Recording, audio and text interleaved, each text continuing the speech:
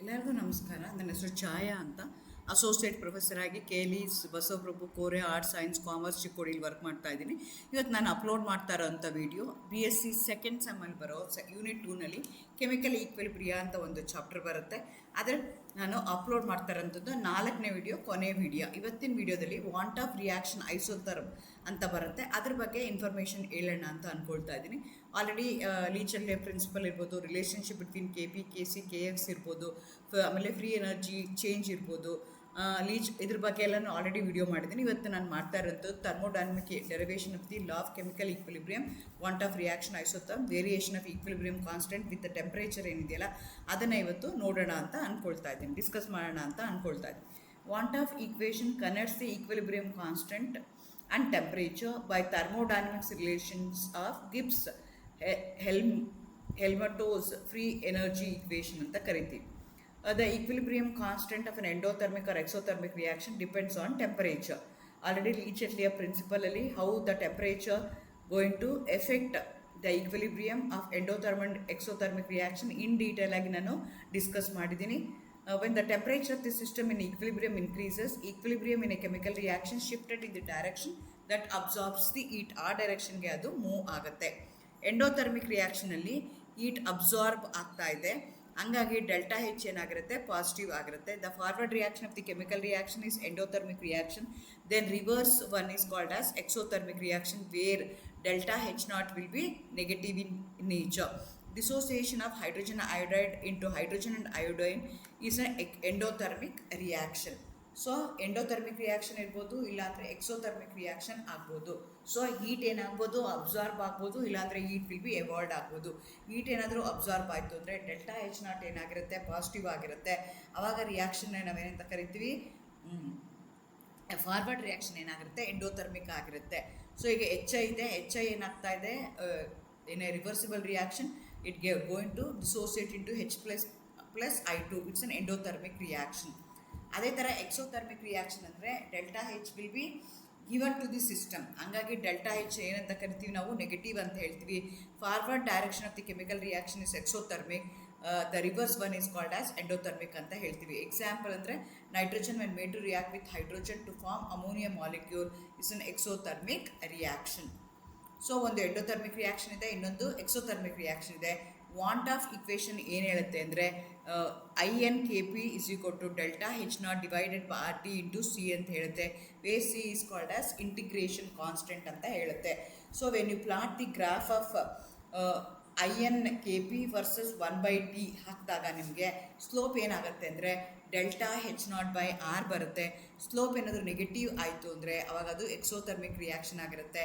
Delta H0 ಏನಾಗಿರುತ್ತೆ, negative ಇರುತ್ತೆ. ಅದೇ ಥರ ಎಂಡೋಥರ್ಮಿಕ್ ರಿಯಾಕ್ಷನ್ ತೊಗೊಂಡ್ರೆ ಸ್ಲೋಪ್ ಏನಾಗುತ್ತೆ ಅಂತಂದರೆ ಅವಾಗ ಏನಾಗುತ್ತೆ, ಸ್ಲೋಪು ಪಾಸಿಟಿವ್, ಡೆಲ್ಟಾ H ಏನಾಗುತ್ತೆ, ಪಾಸಿಟಿವ್ ಆಗುತ್ತೆ. So ammonia, formation of ammonia is an exothermic reaction. Dissociation of HI is an endothermic reaction ಆಗ್ತಾ ಇದೆ. If the equilibrium shifted in the forward direction, the concentration of the product molecules increases, then more of the reactant molecule will be converted into product. Hence the increase in the extent of reaction lead to the increase in the equilibrium constant, which is related to want of equation ಗೆ ಅದು relate ಆಗ್ತಾ ಇದೆ. ಹಾಗಾದರೆ Van't Hoff reaction derivation ನೀವು consider ಮಾಡಿದ್ರೆ, at a given temperature according to Van't Hoff the equilibrium constant of a chemical reaction remains unaltered, but the values vary considerably when the temperature is changed. So qualitatively the relation want of equation connecting the equilibrium constant and a temperature can be derived thermodynamically starting from Gibbs Helmholtz free energy equation ಅಂತ ನಾವು ತಗೋಬೋದು. ಆ equation ಏನು ಹೇಳುತ್ತೆ ಅಂದರೆ delta G, ನಿಮ್ಗೆ ಗೊತ್ತಿದೆ delta G is equal to delta H0 T delta S ಅಂತ ಹೇಳ್ತೀವಿ. ಆ ಡೆಲ್ಟಾ Sಗೆ ನಾವು ಸಬ್ಸ್ಟಿಟ್ಯೂಟ್ ಮಾಡಿದ್ರೆ with respect to standard free energy, ಆವಾಗ D of delta G divided by delta T at constant pressure ಅಂತ ಹೇಳ್ತೀವಿ. ಸೊ ಇದಕ್ಕೆ ನಾವೇನಂತ ಕರಿತೀವಿ, ಗಿಬ್ಸ್ ಹೆಲ್ಮ್ಹೋಲ್ಟ್ಜ್ ಈಕ್ವೇಷನ್ ಅಂತ ಕರಿತೀವಿ. ಸೊ ಇದನ್ನು ಏನು ಮಾಡ್ತೀವಿ, ವಿತ್ ರೆಸ್ಪೆಕ್ಟ್ ಟು T ನಾನು ಸಪ್ರೇಟ್ ಮಾಡಿಕೊಂಡು ಇಂಟಿಗ್ರೇಟ್ ಮಾಡಿದ್ರೆ ಸ್ಟ್ಯಾಂಡರ್ಡ್ ವ್ಯಾಲ್ಯೂಸ್ ಏನಾಗುತ್ತೆ, delta H0 minus delta H0 divided by T squared is equal to minus delta G0 T squared plus 1/T delta G0 divided by dt at constant pressure ಬರ್ತಾ ಇದೆ. ಅಥವಾ ಅದನ್ನ simplify ಮಾಡಿದ್ರೆ minus delta H0 by T squared is equal to D into D T delta G0 by T ಬರ್ತಾ ಇದೆ. ಇದಕ್ಕೆ ನಾವೇನಂತ ಕರಿತೀವಿ ವಾಂಟ್ ಆಫ್ ಇದು ಒಂದು ಬರ್ತಾ ಇದೆ. ಅದೇ ಥರ ವಾಂಟ್ ಆಫ್ ಐಸೋಥರ್ಮಲ್ಲಿ minus delta IN KP divide by D T is equal to P ಅಂತ ಹೇಳ್ತೀವಿ. ಅದಕ್ಕೆ ಇದನ್ನು ಸಬ್ಸ್ಟಿಟ್ಯೂಟ್ ಮಾಡಿದ್ರೆ ಎರಡನ್ನು delta IN KP divided by D T is equal to delta H0 divided by R T squared ಆಗ್ತಾ ಇದೆ. So ಅದನ್ನು simplify ಮಾಡಿ ನಾನು ಎರಡು ಈಕ್ವೇಷನ್ನ ಕಂಪೇರ್ ಮಾಡ್ತಾ ಇದ್ದೀನಿ. So, above relationship is a differential form of want of equation. Greater the value of delta H0, faster the equilibrium constant changes with the temperature ಅಂತ ನಾವು ಹೇಳ್ತೀವಿ. ಅದೇ ಥರ ಇಂಟಿಗ್ರಲ್ ಫಾರ್ಮ್ನ ತೊಗೊಳ್ಳೋದಾದರೆ ಈಗ ಏನು ಬಂದಿದೆಯಲ್ಲ product delta IN KP divided by D T is equal to delta H0 divided by R delta squared ಅಂತ ಏನು ಕನ್ಸಿಡರ್ ಮಾಡ್ಕೊಂಡಿದ್ದೀವಿ. ಅದನ್ನು ಇಂಟಿಗ್ರೇಷನ್ ಫಾರ್ಮಲ್ಲಿ ತೊಗೊಂಡ್ರೆ we are going to integrate between the temperature T1 and T2 at equilibrium constant KP1 and KP2 ತೊಗೊಂಡ್ರೆ IN KP1 divided by KP2 is equal to delta H0 R T. ಇಲ್ಲಿ ಮೇಲ್ಗಡೆ ಈಕ್ವೇಷನಲ್ಲಿ T ಬಿಟ್ಟು ಹೋಗಿದೆ, ಅದನ್ನು ನೀವು ಇಲ್ಲಿ ನೋಡ್ಕೊಳ್ಳಿ. ಇಲ್ಲಿ ಟಿ ಬರಬೇಕಾಗತ್ತೆ ನಿಮಗೆ, ಅದು ಬಿಟ್ಟು ಹೋಗಿದೆ. ಸೊ ಡೆಲ್ಟಾ ಟಿ ಬರಬೇಕಾಗತ್ತೋ. So T1 by T2 divided by T2 divided by T1 into T2 ಆಗ್ತಾ ಇದೆ.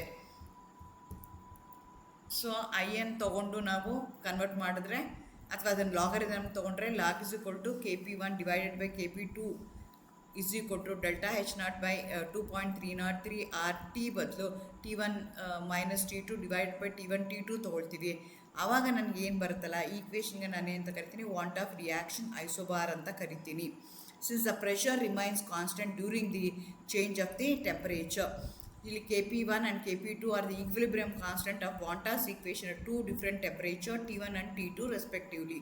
The determination of KP1 and KP2 at two temperature helps to calculate the value of change in enthalpy of a chemical reaction.